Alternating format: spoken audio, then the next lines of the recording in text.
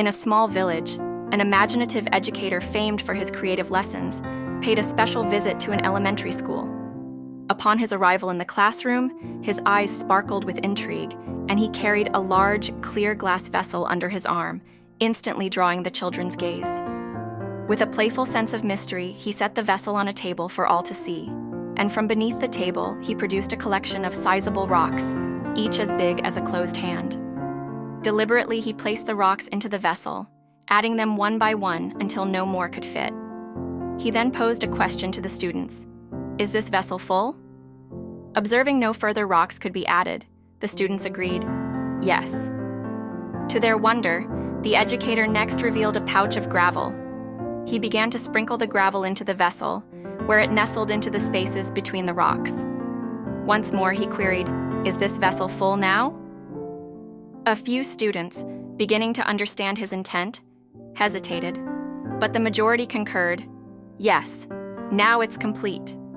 Then, the educator introduced a pouch of sand, pouring it in to fill the tiny gaps left between the rocks and gravel. When he inquired for the third time, "Is the vessel full now?" the students, now wise to his method, responded, "Probably not." At last, the educator produced a jug of water, pouring its contents into the vessel, filling it to the very top. Only then did he acknowledge the vessel was truly full. He shared with his students, "This vessel represents your existence." The rocks symbolize crucial aspects: family, health, friendships, the components that, even if all else was gone, would suffice to make your life abundant. The gravel stands for other significant elements, like your occupation, dwelling, and vehicle, while the sand is the minor, less important things. He continued, "If you first fill your vessel with sand or gravel, you'll find no room left for the rocks. The same applies to life. If you allocate all your time and energy to minor tasks and routine chores, you'll never have space for what's truly vital. The rocks embody the fundamental aspects of your being and joy, like spending time with loved ones, maintaining your well-being, and following your passions and dreams. Neglect these, and you might discover at life's end that you've omitted its most crucial segments." He concluded firmly, "Always place the rocks first. They form your foundation, the bedrock of your existence. Your kin, your health, your dreams. These shouldn't be overshadowed by gravel or sand, the less critical tasks and mundane details. When your journey concludes, it's the rocks that will define the substance and significance of your life. Let your existence be guided by what enriches your spirit, what brings satisfaction to your soul, and what matters supremely. Everything else is merely gravel and sand." As the educator finished his lesson, a perceptive student raised a question about the water's role in our lives. The educator responded with a gentle smile. "The water represents life's ability to make room for moments of happiness, relaxation, and companionship, no matter how filled it might seem. There's always time for a beverage with a friend amidst a bustling schedule, always a moment for small joys and connections with others.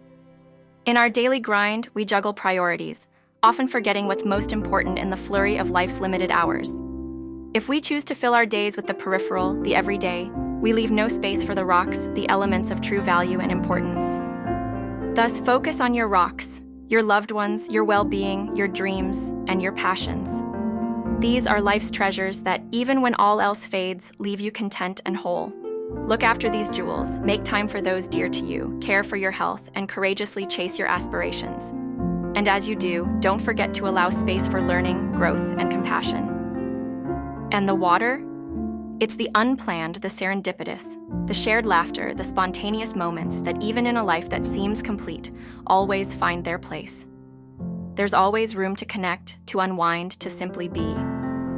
The rocks and sand will settle around the important things. They're necessary, but shouldn't monopolize your time or energy. They shouldn't prevent the rocks from finding their rightful place.